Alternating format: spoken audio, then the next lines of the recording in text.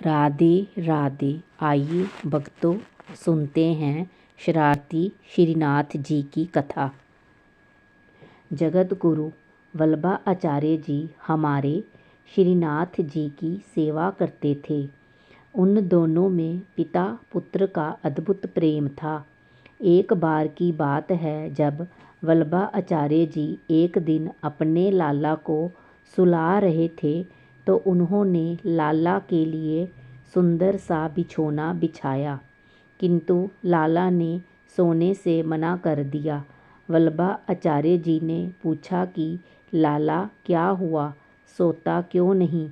तो लाला बोले कि जय जय देखो ना, ये बिछौना चुभता है, नींद नहीं आती है हमको इस पर। तब गोसाई जी दूसरा बिछौना लगाते हैं अच्छे से, किंतु लाला कन्हैया उस पे भी सोने से मना कर देते हैं। ऐसा करके गोसाई जी ने कई बार अलग अलग तरीके से बिछौना बिछाया, फिर भी कन्हैया नहीं सोए। तब गोसाई जी ने डांट के बोला, क्यों रे लाला, कैसे सोएगा? तब लाला ने गोसाई जी को हाथ पकड़ के अपने बिस्तर पर लिटाया और उनके पेट पर सो गए और बोले, ऐसे सोएंगे हम।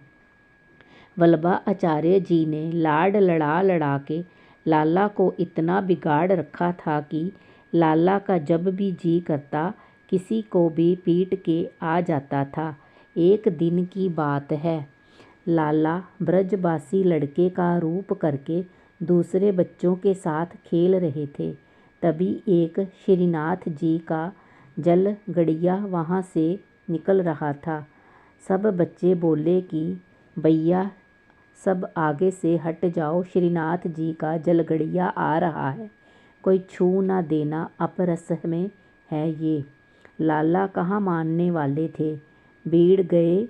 जान बूझ के जलगड़िए को गुस्सा आ गए और मूर्ख बालक, अब दोबारा नहाना पड़ेगा, और लाला के गाल पे खींच के चांटा मार दिया।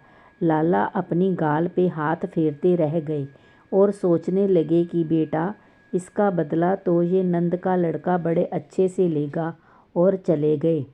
एक दिन क्या हुआ, गर्मियों का समय था।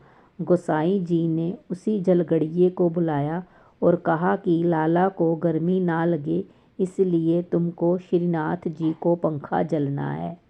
जलगड़िए ने हाँ कर दी और गोसाई जी अपने कमरे में चले गए। जलगड़िया सेवा तो ठीक करता था, किंतु ठाकुर जी में प्रेम नहीं था। जैसे ही वो श्रीनाथ जी के पास पंखा जलने बैठा, तभी उसको नींद आ गई और पंखा छूट के ठाकुर जी को लग गया। लाला को गुस्सा तो आया, किंतु सोचा शिशुपाल के 100 अपराध क्षमा किए थे, इसका एक तो करना बनता है। ठाकुर जी चुपचाप खड़े हो गए, किंतु जलगड़िए की फिर से आंख लगी और पंखा फिर छूट के ठाकुर जी के मुख पे लगा। अब की बार लाला को आया गुस्सा और अपने गाल पे लगे चांटे को याद किया। फिर तो लाला ने भी जलगड़िए को ऐसा खींचकर चांटा मारा कि सीधा मंदिर के प्रांगण से बाहर जा गिरा।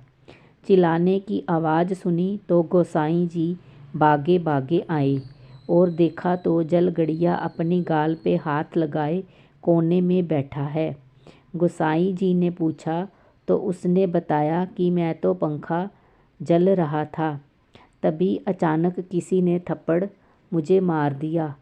गोसाई जी सीधे ठाकुर जी के पास गए और पूछा, क्यों रे लाला, तूने मारा उसको? तब लाला बोले, मारता नहीं तो क्या करता, मेरी सेवा करते करते सोता है और 2 बार पंखा मेरे मुंह पे मारा है।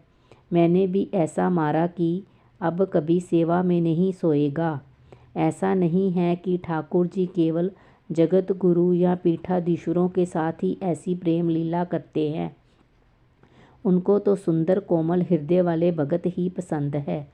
जब राजा राम जी मिथिला गए तो वहाँ की गोपिकाओं ने, पुरुषों ने, बच्चों ने सुमन वर्षा की थी, और जब कन्हैया मथुरा गए तो कंस को मारने, तब भी मथुरा वासियों ने सुमन वर्षा की।